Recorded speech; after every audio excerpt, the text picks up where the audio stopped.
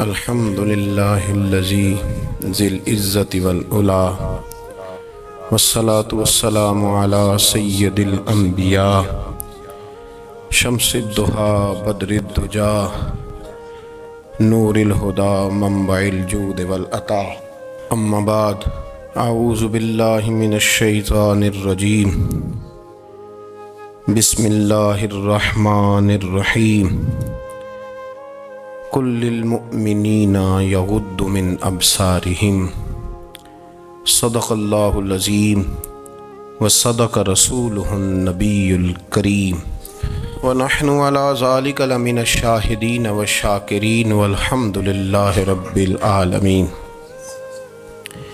ان اللہ وملائکتہ یصلون علی النبی یا ایہا الذین آمنوا صلوا علیہ وسلموا تسلیما الصلاۃ والسلام علیک یا سیدی یا رسول اللہ وعلی آلک واصحابک یا سیدی یا حبیب اللہ۔ تمام تعریفیں حمد و ثنا اللہ تبارک و تعالی کے لیے، درود و سلام نبی اکرم نور مجسم شفیع معظم آقا کل ختم رسول دانائے سبل احمد مجتبیٰ جناب حضرت محمد مصطفیٰ صلی اللہ تعالی علیہ وسلم کی ذات والا صفات کے لیے حمد و صلات کے بعد، اسلام فطرت کے عین مطابق دین ہے۔ نبی پاک صلی اللہ تعالی علیہ وسلم نے فرمایا ہے کہ میں اخلاق عالیہ کی تکمیل کرنے کے لیے دنیا میں آیا۔ جتنے اخلاق ہو سکتے تھے، جتنی خوبصورتیاں ہو سکتی تھیں، جتنی اللہ کو محبوب تھیں، وہ ساری میرے نبی کریم نے بیان فرمائی، ساری رسول کریم صلی اللہ تعالی علیہ وسلم نے بیان کر دی ہیں، جتنی خوبصورتیاں ہو سکتی تھیں۔ کچھ لوگ ایسے ہوتے ہیں جو بیچارے بائی نیچر ہی کچھ پریشانیوں کا شکار ہوتے ہیں، اور قرآن مجید نے جو ارشاد فرمایا نا کہ کچھ لوگ نفس کی خواہش کو اپنا خدا بنا لیتے ہیں، تو وہ بلا وجہ بھی بہت ساری باتیں کرتے ہیں جن کا کوئی وجود نہیں ہوتا۔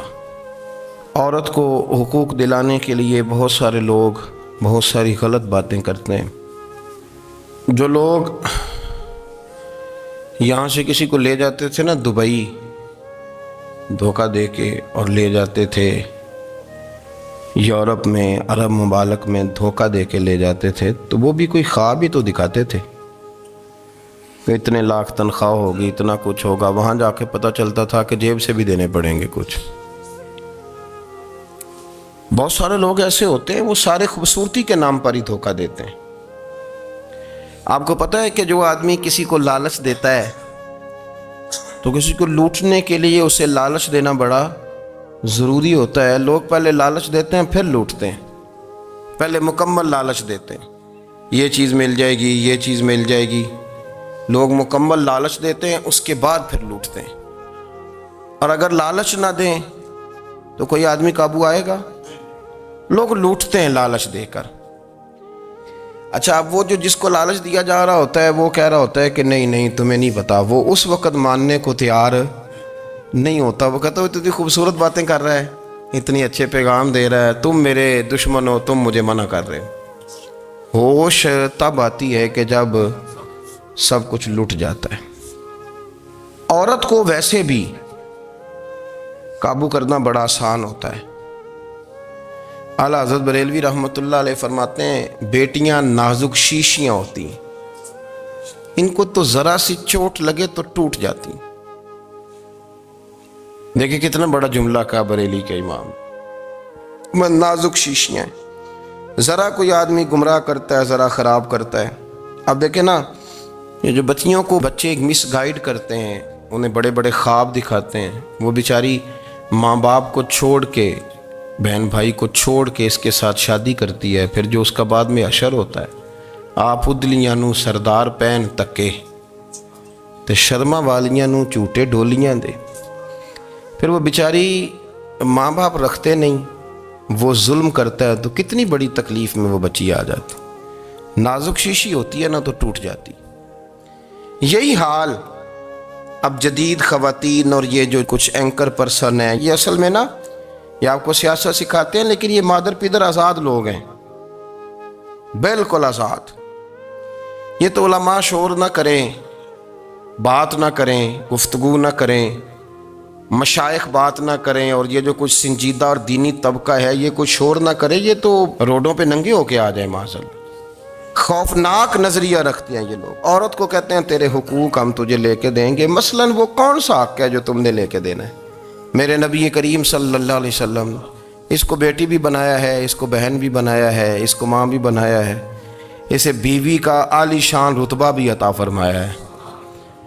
और चूँकि बेटी का भी हक़ बड़ा बयान किया जाता है, बहन का भी, माँ का भी, और बीवी के मामले में लोग समझते हैं कि ज़्यादा बात नहीं करनी चाहिए, शायद मसला ख़राब हो जाए। हालांकि नबी पाक सल्लल्लाहु ताला अलैहि वसल्लम ने बीवी के बारे में पता क्या फरमाया? फरमाया जब तुम निकाह कर लेते हो तो अपना ईमान महफूज कर लेते हो। अब मैं इसकी शरह नहीं करता, अब खुद कर लीजिएगा कि वो एक ऐसी शख्सियत होती है कि जिसकी मौजूदगी में आपका ईमान महफूज है। अब मैं नहीं समझता कि इससे बड़ी बात कोई और हो सकती है, जिसकी मौजूदगी में आपका ईमान। और भाई ये हदीस पाक अर्ज़ कर रहा हूँ, निकाह जब कोई कर ले तो उसने अपना ईमान मुकम्मल कर लिया। इसका माना ये हुआ कि आपका ईमान महफूज है उसकी मौजूदगी में। तो इससे ज़्यादा भी, यानी ईमान सबसे कीमती चीज़ है ना, तो उसके महफूज होने की वजह हुजूर ने निकाह बयान कर दी। तो अब मेरा ख्याल है बीबी अगर कोई इससे बड़ा हुकूक मांगेगी तो बेवकूफ़ी करेगी। इतना बड़ा दर्जा नबी करीम ने उसे अता कर दिया, इतना बड़ा मकाम दे दिया कि तू खामद के ईमान के महफूज होने का ज़रिया बन गई है। औरत को जो हुकूक रसूल करीम सल्लल्लाहु ताला अलैहि वसल्लम ने अता फरमाए, नबी पाक ने जो हुकूक दिए, देखे ना, हज़रत अब्दुल्ला इब्न उमर रज़ी अल्लाह ताला अन्हु की अहलिया बीमार थी, तो जल्दी जल्दी से वो आए। तो जब बहुत जल्दी हो, सफ़र बड़ा शदीद था, तो आपने जल्दी से नमाज अदा की, जल्दी से चले। आपके खादिम कहने लगे हुजूर खैरियत है? फरमाया मेरी बीवी बीमार है। तो उसने अर्ज़ की हुजूर आपकी अहलिया बीमार है, तो आपने नमाज भी जल्दी से पढ़ी, सफ़र भी जल्दी जल्दी किया। तो फरमाने लगे ये वो चीज़ें हैं जो हमें मदीने वाले रसूल ने सिखाई। आप इस कैफियत को समझें कि हुजूर सल्लल्लाहु अलैहि वसल्लम ने दर्स दिया। और फिर एक और बहुत बड़ी बात, ये फजीलत किसी और को नहीं दी। जो औरत को हुजूर ने फजीलत दी, ये फजीलत किसी और को नहीं दी। कभी हुजूर ने फरमाया कि तुम्हारा अब्बा तुम्हारे साथ बहुत सख्त रवैया करे तो तुमने उसको उस सख्ती पर दाद देनी है। फरमाया चलो अगर वो ज़्यादती भी करे तो तुमने उसके साथ सलूक अच्छा ही करना है। लेकिन आप एक बात को समझे ना कि बच्चे के बारे में, बेटे के बारे में, बेटी के बारे में फरमाया 10 साल के होके नमाज ना पढ़े तो सख्ती करो, तुम्हारा डंडा भी लटकना चाहिए। बहुत सारी जगहों पे बहुत सारे लोगों के लिए सख्ती का हुक्म दिया, लेकिन औरत के लिए हुजूर ने जो जुमले कहे, असल में हम समझते हैं कि ये एक बात है, मशहूर हो गई है रवायत हदीस, तो बस इसके पस मंज़र पर और जुमलों के हुस्न पर शायद माज़अल्लाह गौर करने की ज़रूरत नहीं। ज़रा इस लफ्ज़ की तासीर पर गौर करें। हुजूर ने फरमाया औरत टेढ़ी पसली से पैदा की गई है, ये टेढ़ी है, तो सीधा करने की कोशिश करोगे तो टूट जाएगी। तो हुजूर फिर हमारे लिए हुक्म क्या है? फरमाया जैसी है तुम इसी के साथ निभा करो। आप समझें कि इतना महफूज हुजूर ने दर्जा दे दिया बीबी को, इतना महफूज कि फरमाया गलती भी हो तो मेरे गुलामों तुम इसके साथ निभा करो, गुजारा कर लो। को क्या और हक चाहिए औरत को, जिसको इसकी गलतियों समेत नबी पाक ने कबूल करने का हुक्म दे दिया कि इसकी कमज़ोरियों समेत कबूल कर लो। अब इसको और क्या, कोई कमज़ोरियों समेत कबूल करता है? कभी आप दुकान पे बैठे हो तो आप कहें भी इसमें ये भी गलती, मेरे माल में ये भी कमज़ोरी है, ये भी कमज़ोरी है, ये भी कमज़ोरी है, तो कर ले कबूल। करता है कोई? कोई शख्स ऐसा हो जो किसी चीज़ की कमज़ोरियाँ बयान करके कहे इसे कबूल करो? पर रसूल करीम सल्लल्लाहु ताला अलैहि वसल्लम ने ना हमें सबक दिया, हुजूर ने हमें दरस दिया, नबी पाक ने हमें पैगाम दिया। फरमाया ये टेढ़ी है, सीधी करने की कोशिश करोगे तो बेचारी टूट जाएगी, तो इसके साथ निभा कर जाओ। आप मेरी बात को समझिएगा। चले मैं इस पर एक और बुखारी मुस्लिम की हदीस पढ़ता हूँ। حضرت سلمان فارسی رضی اللہ تعالیٰ عنہ اور حضرت ابو دردہ کے درمیان بھائی چارہ تھا۔ مکے سے مدینے جب لوگ آئے تو حضور نے بھائی بھائی بنایا تھا، ان کے درمیان بھائی چارہ تھا، تو ابھی پردے کی آیات نازل نہیں ہوئی تھیں تو لوگ ایک دوسرے کی طرف جاتے تھے۔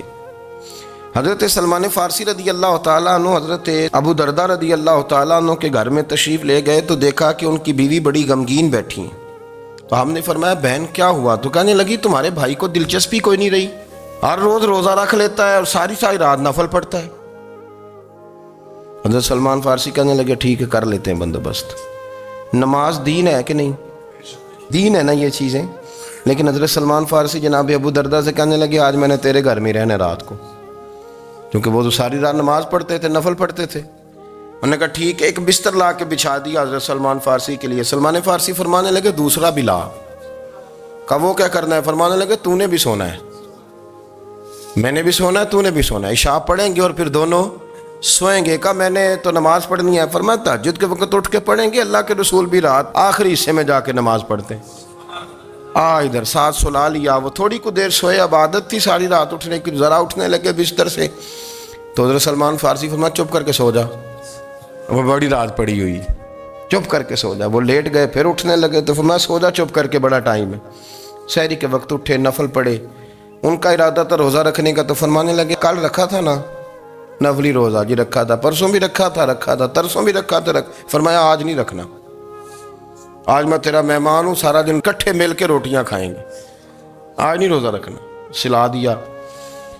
اب حضرت ابو دردہ رضی اللہ تعالیٰ عنہ کہہ تو کچھ نہ سکے، پر کہنے لگے سلمان تم پتہ تم کیا کر رہے ہو؟ نہ تم نے مجھے رات اٹھ کے زیادہ نفل پڑھنے دیے، سویرے روزہ نہیں رکھنے دیا۔ تو حضرت سلمان فارسی کہنے لگے کوئی لمبی بات تو نہیں نا، چلتے ہیں نا ابھی فجر میں مسجد نبی میں، تو نبی پاک کو بتاتے ہیں۔ سرکار دو عالم علیہ السلام کی خدمت میں تو اپنی بات کرنا، میں اپنی کروں گا، حضور نتیجے کا اعلان فرما دیں گے، بات طے ہو جائے گی۔ حاضر خدمت ہوئے، عرض کی یا رسول اللہ صلی اللہ تعالیٰ علیہ وسلم یہ ساری رات نفل پڑھتے ہیں، ہر روز روزہ رکھتے ہیں، ان کی اہلیہ غمگین بیٹھی ہیں، حکم فرمائیں۔ تو نبی پاک صلی اللہ علیہ وسلم نے فرمایا پھر ہوا کیا؟ یا رسول اللہ میں نے رات سلایا ہے، سحری میں اٹھایا ہے، سویرے روزہ نہیں رکھنے دیا۔ نبی پاک نے فرمایا سلمان فارسی نے ٹھیک کیا ہے، سلمان فارسی نے ٹھیک کیا۔ پھر حضور نے فرمایا، نبی کریم نے فرمایا ابو دردہ تیرے اوپر اگر اللہ کا حق ہے، اس کے رسول کا حق ہے، دین کا حق ہے، تو فرمایا تیری آنکھ کا بھی تیرے اوپر حق ہے، تیرے وجود کا بھی تیرے اوپر حق ہے۔ یہ حضور نے فرمایا تیرے بچوں کا بھی تیرے اوپر حق ہے، تیری بیوی کا بھی تیرے اوپر حق۔ اس حق کو بھی سمجھے، حقوق اللہ بھی ہیں، پر تیری آنکھ کا بھی تیرے اوپر کیا مانا کہ تیری آنکھ سونا چاہتی ہے تو اسے سلا بھی، تیرے وجود کا بھی تیرے اوپر حق ہے، تو تیرا وجود آرام کرنا چاہتا ہے تو اسے آرام بھی کرا۔ اور پھر وہاں نبی پاک صلی اللہ علیہ وسلم نے فرمایا میں تم سب، سننا یہ لفظ حدیث کے، حضور نے اسی موقع پر فرمایا میں تم سب سے زیادہ اپنے رب کو جانتا ہوں اور میں تم سب سے بڑھ کر اپنے رب سے ڈرتا ہوں۔ حضور فرمانے لگے میں روزہ بھی رکھتا ہوں، افطار بھی کرتا ہوں، یعنی کبھی رکھتا ہوں اور کبھی نہیں رکھتا۔ فرمایا میں نفل بھی پڑھتا ہوں اور اپنی بیویوں کو وقت بھی دیتا ہوں۔ سرکار مسجد میں بھی آتے تھے، نواسوں کے ساتھ کھیلا بھی کرتے تھے، ان کے ساتھ پیار بھی کرتے تھے۔ تو اتنے بڑے حقوق حضور نے بیان فرمائے عورتوں کے کہ تمہاری بیوی کا بھی تمہارے اوپر۔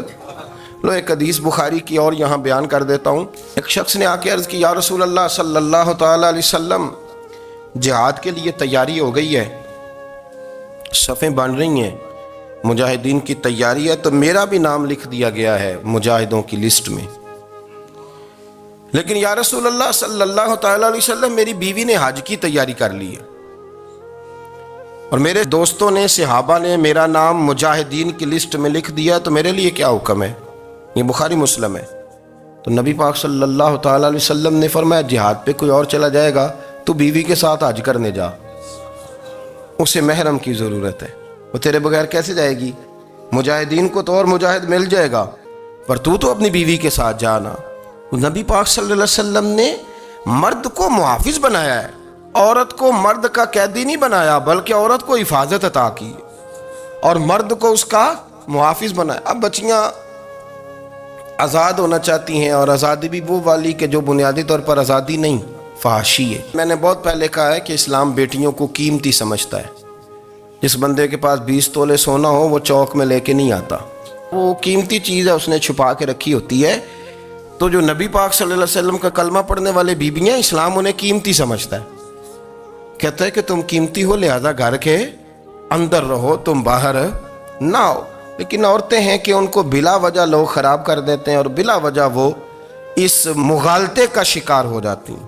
اب آگے بڑھتے ہیں۔ قرآن مجید نے سورہ نور کی آیت نمبر 30 میں کہا کہ کل للمؤمنین یغضوا من ابصارہم، فرمایا کہ اے محبوب علیہ السلام مومن مردوں سے کہہ دو کہ اپنی نظریں جھکا کے رکھیں، اپنی نظریں۔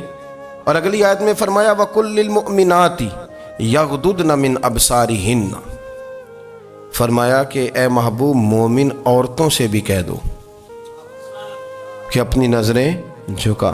مرد بھی اپنی نظر جھکا کے رکھے گا عورت کی طرف، لیکن یہ ساری پابندی صرف مرد پر نہیں، عورت بھی غیر محرم کا چہرہ نہیں دیکھے گی، اس پر بھی اسی طرح نظر جھکانے کا حکم ہے جس طرح کہ وہ ہر دکاندار کو بھائی جان کہہ کے گفتگو کرنے کی اس کو بھی اجازت نہیں ہے کہ وہ سمجھے کہ پابندی تو مرد نے کرنی تھی، میں نے تھوڑی کرنی تھی۔ وہ جس کے پاس جائے، جہاں بھی جائے، ڈاکٹر کے پاس جائے، باہر جائے، تو وہ جس طرح مرضی اس کا دل چاہے وہ بات چیت کرے، اس کی عورت کو بھی اجازت اسلام نہیں دیتا۔ بنیادی طور پہ اسلام شرم و حیا کا دین ہے، حیا کی بات کرتا ہے۔ حیا کی جب ہم تعریف کرتے ہیں تو حیا کی تعریف یہ ہے کہ کوئی کبھی چیز دیکھ کے نہ تو آپ کی طبیعت میں کراہت محسوس ہو، آپ کوئی غلط جملہ منہ سے نکالتے ہوئے ذرا جھجکیں، آپ کوئی غلط بات کرتے ہوئے تھوڑا بوجھ محسوس کریں۔ ہمارے ہاں تیزی سے فروغ پایا ہے بے حیائی میں، سنگیوں کی محفلیں، یاروں کی محفلیں، اس میں غلیظ گفتگو ہوتی ہے الا ماشاء اللہ۔ جن دوستوں کو بڑی پاک صاف گفتگو کرنی چاہیے، دوستی کا رشتہ بڑا مقدس رشتہ ہے، جو یہاں ایک دوسرے سے پیار کریں گے جنت میں بھی اکٹھے داخل کیے جائیں گے۔ شرط یہ ہے کہ پیار اللہ رسول کی رضا کے لیے ہو، لیکن اس کے اندر اگر آپ کی گفتگو کچی ہو، کمزور ہو، فحاشی والی ہو، عریانی والی ہو، وہ ہمارے ہاں تو اب اس کو لوگ فیشن سمجھتے ہیں، اس کو مردانگی کی علامت سمجھتے ہیں کہ وہ جی ساری باتیں جی وہاں ہو گئیں، اور جس کا جو جی چاہا اس نے کہا۔ آپ جب حیا کے دائرے میں ہوتے ہیں تو آپ خود بھی سکون محسوس کرتے ہیں۔ دیکھیں نا، آپ کو نیند سکون سے کہاں آتی ہے؟ جہاں کمرہ بند ہو، چاروں جانب دیوار ہے، اوپر چھت ہے، خالی دروازہ بھی کھلا ہوا ہو نا، تو جب بندہ سکون لینا چاہتا ہے تو کہتا ہے یار ذرا دروازہ ذرا بند کر دو۔ وہ اچھی طرح اپنے آپ کو چھپا لیتا ہے نا حیا کے پردے میں، تو اللہ اسے سکون عطا کرتا ہے۔ اور جو اس سے بھی زیادہ ٹھنڈی نیند میں جانا چاہتا ہے وہ کہتا ہے لائٹ بھی بند کر دو۔ اب وہ مکمل طور پہ سمجھتا ہے کہ میں چاروں جانب سے چھپ گیا ہوں، اگر میں کھل کے بھی سو جاؤں گا تو میرا چونکہ پردہ قائم ہے تو مجھے کوئی دشواری نہیں ہوگی۔ آپ جب چھپ جاتے ہیں، جب آپ حیا کے اندر سمٹ جاتے ہیں، جب آپ چادر کے اندر آ جاتے ہیں تو آپ بہت ساری جگہوں پہ آسانی محسوس کرتے ہیں۔ تو حیا تو آپ کو سکون دیتی ہے، حیا تو دل کو راحت دیتی ہے۔ میں بڑی ذمہ داری سے بات عرض کرتا ہوں، قرآن مجید نے نا ایک مقام پہ مذاق کو، ایک مزاح ہوتا ہے خوش طبی، وہ نہیں، مذاق اڑانا، قرآن پاک نے نا مذاق کو ایک جگہ پہ جاہلوں کا طریقہ بھی قرار دیا ہے۔ بنی اسرائیل کے لوگوں سے حضرت موسیٰ نے کہا کہ گائے ذبح کرو اور ایک ٹکڑا مقتول کو مارو، زندہ ہو کے خود بتا دے گا مجھے کس بندے نے قتل کیا۔ تو کہنے لگے آپ ہمارے ساتھ مذاق کر رہے ہیں۔ تو قرآن مجید کہتا ہے کہ حضرت سیدنا موسیٰ علیہ السلام فرمانے لگے اعوذ باللہ ان اکون من الجاہلین، فرمانے لگے میں اللہ کی پناہ مانگتا ہوں کہ میں جاہلوں میں سے ہو جاؤں۔ یہ مذاق کرنا تو جاہلوں کا طریقہ ہے۔ اگر آپ کی زبان سے بے حیائی کا جملہ نکل گیا، اگر آپ کی زبان سے بے حیائی کا جملہ نکل گیا، آپ نے کہہ دیا کہ ہم آزاد لوگ ہیں، جو مرضی کریں گے، جو مرضی کہیں گے، جو ہمارا دل میں آئے گا کریں گے، تو پھر تو لوگ آپ کا وہ حشر کریں گے کہ آپ سے برداشت ہی نہیں ہوگا۔ جس کا لوگ مذاق بنا لیتے ہیں اور جو مذاق بن جاتا ہے پھر اسے کوئی جینے دیتا ہے۔ آپ حیا کی چادر میں چھپیں گے تو بچیں گے۔ اگر آپ نے اپنا مذاق بنوا لیا یہ کہہ کے کہ میں نے مرضی کرنی ہے، پھر یاد رکھنا چھپنے کو جگہ نہیں ملے گی، پھر تکلیف میں آ جائیں گے، پھر بہت بڑی اذیت کا شکار ہو جائیں۔ شرم و حیا، عرب کے اندر جو کنواری لڑکیاں تھیں ان میں بڑی حیا ہوتی تھی، الحمدللہ میں بڑے فخر سے کہتا ہوں کہ میرے پنجاب کی، میرے پاکستان کی بیٹیاں بھی 20 دفعہ ان کا ابا کہے تیری شادی کرنی ہے تو وہ آنکھ نہیں اٹھا پاتی آج بھی۔ یہ تو وہ چند لوگ ہیں جو کہتے ہیں ہم ہائی کلاس ہو گئے، ہمیں نہیں پتا کہ وہ روشن خیال ہو گئے ہیں کہ روغن خیال ہو گئے، پتہ نہیں کدھر چلے گئے۔ ورنہ ہماری بیٹیاں آج بھی جب ان سے ان کا باپ، ان کی ماں بات کرتی ہے تیری شادی کی، تو وہ تو شرم کے ساتھ پچھلے سے پچھلے کمرے میں چھپتی ہیں۔ یہ اللہ نے فضل کیا ہوا ہے اس ملت پر۔ تو عرب کی لڑکی بڑی حیا والی ہوتی تھی، اس سے کوئی بات کرنی پڑتی تھی تو 20 دفعہ بات کی جاتی، پھر بھی وہ عورت چھپتی پھرتی تھی۔ حضرت عائشہ صدیقہ رضی اللہ تعالیٰ عنہ فرمانے لگیں میرے نبی پاک صلی اللہ علیہ وسلم عرب کی کواری لڑکیوں سے بھی زیادہ حیا کرنے والے۔ قاضی اعجاز مالکی نے، شیخ عبدالحق محدث دہلوی نے، دیگر بزرگ جو سیرت نگار گزرے، انہوں نے لکھا ہے کہ نبی پاک صلی اللہ علیہ وسلم کے اندر 100 مردوں سے زیادہ طاقت تھی، 100 مردوں سے زیادہ طاقت۔ اب جو بات کہنے لگا ہوں، جو نتیجہ دینے لگا ہوں، اس پر خاص توجہ آپ فرمائیں گے۔ ذرا فکری طور پر، نظریاتی طور پر ایک چیز کو سمجھیے۔ ہم سمجھتے ہیں کہ جوان لڑکا ہے جی جو مرضی کرے، عمر ہے جی۔ آپ ذرا بات پر غور کیجئے گا کہ حضور صلی اللہ علیہ وسلم میں طاقت 100 مردوں سے زیادہ ہے اور حیا کواری لڑکیوں سے بھی زیادہ ہے۔ ذرا اس بات کا تقابلی جائزہ کیجئے گا کہ طاقت 100 مرد سے زیادہ ہے لیکن حیا کواری لڑکی سے بھی زیادہ ہے۔ اس کا معنی یہ ہوا کہ جس ٹہنی کو پھل زیادہ لگ جاتے ہیں وہ جھکا کرتی۔ تو حیا تو حسن ہے، حیا تو آپ کو پاک صاف کرے گا، حیا تو آپ کو نرالا کرے گا، انوکھا کرے گا۔ وہ ہمارے ایک دانشور ہے، تو مضمون لکھا، کئی باتیں بڑی پسند آتی ہیں۔ وہ کہتے ہیں کہ میری اہلیہ، ان کو بھی کسی نے مس گائیڈ کر دیا تھا، حالانکہ اچھی خاتون ہے، کسی نے مس گائیڈ کر دیا۔ تو وہ بھی سماجی اور ویلفیئر، اور یہ خواتین کو شوق ہوتا نا بننے کا، تو وہ بھی سماج کے اندر اچھا مقام تلاش کرنے کے موڈ میں آ گئی۔ تو کہیں ایک دن جانا تھا تو بڑی بن سنور کے میرے ساتھ وہ گاڑی میں بیٹھ گئی۔ تو میں گاڑی میں، عورتوں کو یہ بھی مسئلہ ہوتا ہے نا کہ ہماری تعریف کرو، تو کئی دفعہ بعض مردوں بیچاروں کو جھوٹ بولنا پڑتا ہے، وہ زبردستی کراتی ہیں نا جی۔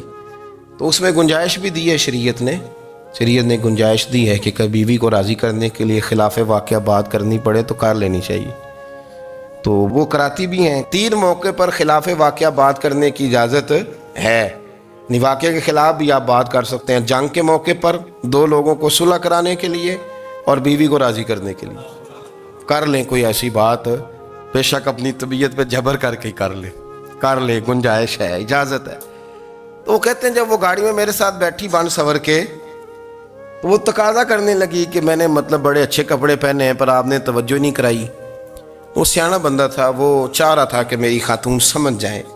وہ کہتے ہیں مجھے پتا تھا کہ بیچاری مس گائیڈ ہو گئی ہے، دل کی بڑی اچھی ہے، سیاਣੀ ہے، لیکن اس کو کچھ خواتین نے، کچھ لوگوں نے مل کے اس کو ذہن غلط کر دیا ہے کہ سماج میں نکلو، باہر جاؤ، کام کرو، فلاں کرو، اپنی مرضی سے جیو۔ تو میرے ساتھ گاڑی میں بیٹھی کہیں جانے کے لیے، تو مجھ سے کہنے لگی کہ آپ نے میری طرف توجہ ہی نہیں کی، آپ نے کوئی ذکر ہی نہیں کیا کہ میں کیسی لگ رہی ہوں۔ تو وہ کہتے ہیں میں نے اسے کہا کہ اگر تو ناراض نہ ہو تو پھر میں صحیح والی تعریف کر دوں۔ تو اس نے کہا کہ آپ کر دیں۔ تو کہتے ہیں میں نے درد سے اور خلوص سے اپنی بیوی سے کہا، خلوص کے ساتھ میں نے کہا میں تو روز گھر ہوتا ہوں، روز شام کو گھر ہوتا ہوں، اگر تو میرے لیے تیار ہوتی تو میں تیری تعریف کرتا، لیکن آج تو باہر جانے کے لیے تیار ہوئی، تو پھر ان سے تعریف کی امید رکھ جن کے لیے تو نے تیاری کی ہے۔ میرے لیے تیاری کرتی تو میں تو ہر شام تیرے پاس ہوتا ہوں۔ کہتے وہ میرے لفظوں میں درد تھا تو وہ بھی رو پڑی، اور کہنے لگی آپ گاڑی روک دیں، مجھے باہر جا کے کسی کو راضی نہیں کرنا، میں نے اسے راضی کرنا ہے جس کو رب کریم نے میرا شوہر بنایا ہے اور میرے لیے منتخب کیا ہے میرے ماں باپ کو، میں واپس لوٹتی ہوں۔ یہ ایک پہلو ہے سلگتا ہوا، اس کو سمجھا جائے۔ رسول کریم صلی اللہ علیہ وسلم عرب کی کواری لڑکیوں سے زیادہ حیا والے تھے، کواری لڑکیوں سے زیادہ حضور حیا فرمایا کرتے تھے۔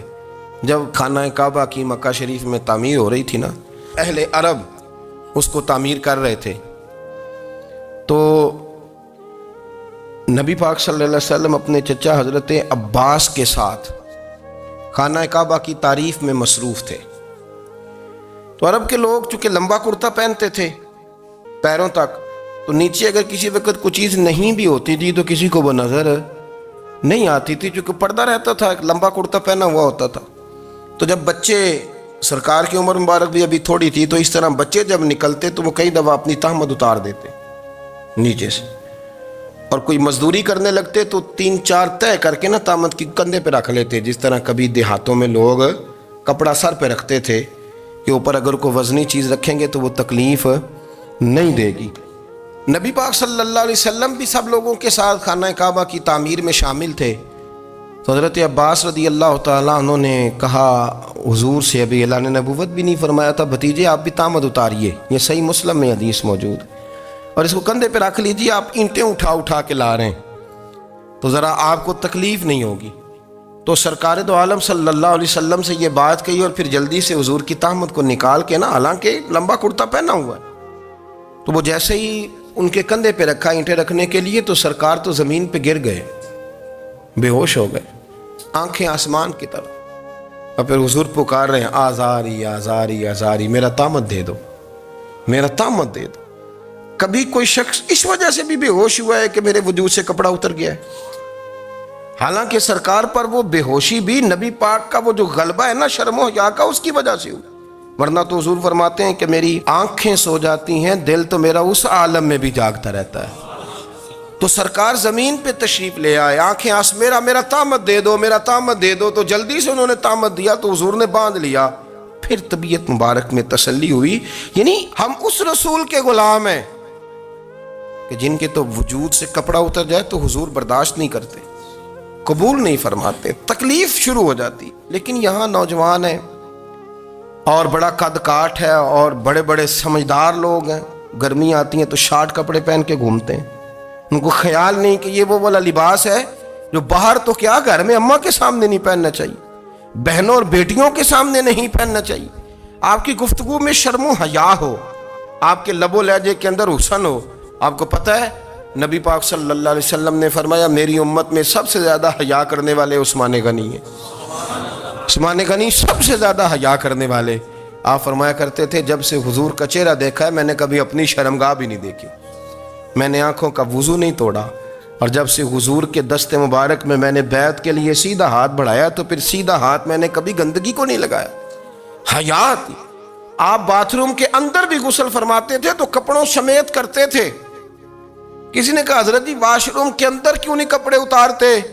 آپ فرمانے لگے باہر بندوں سے حیا کرتا ہوں، اندر جاتا ہوں تو رب سے حیا آنی شروع ہو جاتی، وہ تو دیکھ رہا ہے نا۔ تو میں جو بات آپ کی خدمت میں عرض کرنا چاہتا ہوں اس کو آپ سمجھیے گا میرے عزیز، کہ شرم والا مزاج، گفتگو بھی شرم والی، آنکھیں بھی شرم والی، لباس بھی شرم والا، دوستی یاری بھی شرم والی، بہت ساری ایسی باتیں۔ دیکھیں نا آپ ذرا، میں نے کہا کہ باتوں کو سن کے گزر نہ جایا کریں، اس کی گہرائی پر غور کریں۔ حضور علم کا سمندر ہے، سرکار سے زیادہ علم دنیا میں کسی کے پاس موجود نہیں ہے، اور صحابہ کو موقع ملا ہوا ہے اس سمندر سے فیض لینے کا، لیکن ان کی حالت یہ ہے کہ حضرت علی المرتضیٰ فرماتے ہیں 14 دن گزر جاتے، حضور سے کوئی سوال پوچھنا ہوتا تھا پر میں شرم کے مارے نہیں پوچھ پاتا تھا۔ 14 دن بخاری شریف میں موجود ہے۔ ایک دن نبی پاک صلی اللہ علیہ وسلم نے پوچھا صحابہ سے کہ وہ کون سا درخت ہے جس کے پتے نہیں گرتے، اور وہ درخت اس طرح ہے جس طرح مومن ہوتا ہے، وہ درخت میرے مومن کی طرح بتاؤ۔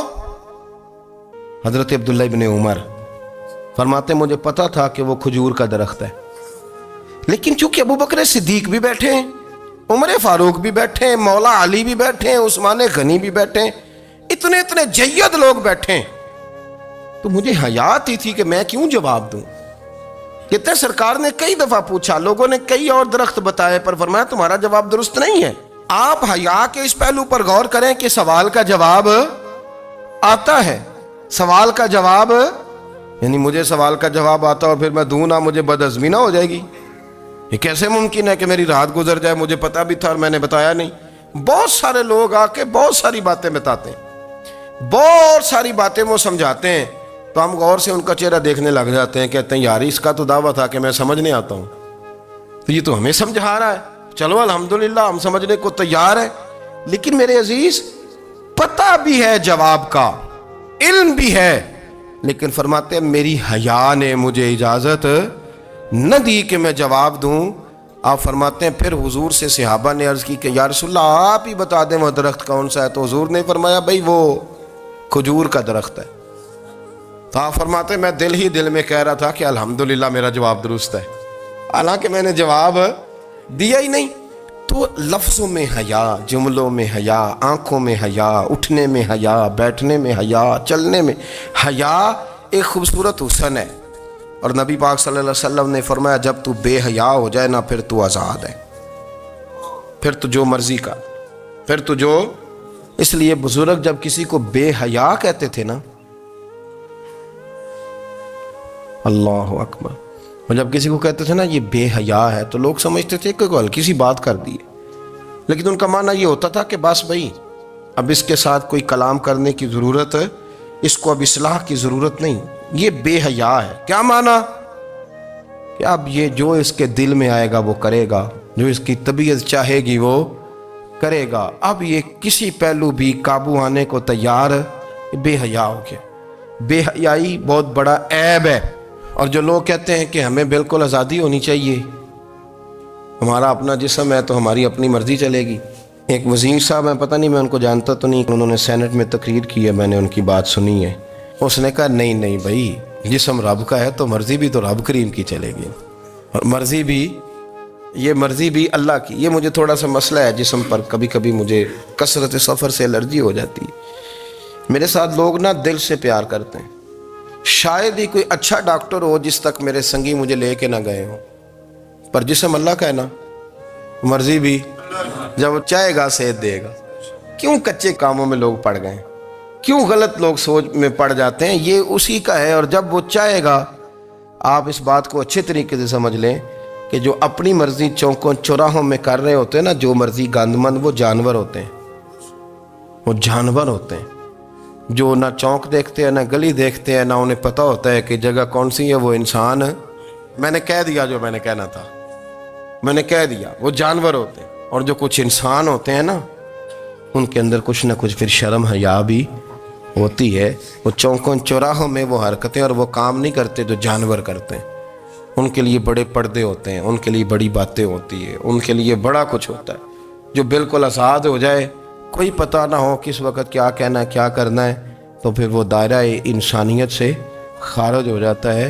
ہم آپ کو کیا دعوت دیں، آپ تو وہ باتیں کر رہے ہیں جو اسلام کا انسانیت کے حق میں بھی ٹھیک نہیں، آپ تو وہ والی باتیں کر رہے ہیں جن کا انسانیت بھی تقاضا نہیں کرتی کہ یہ باتیں ہونی چاہیے۔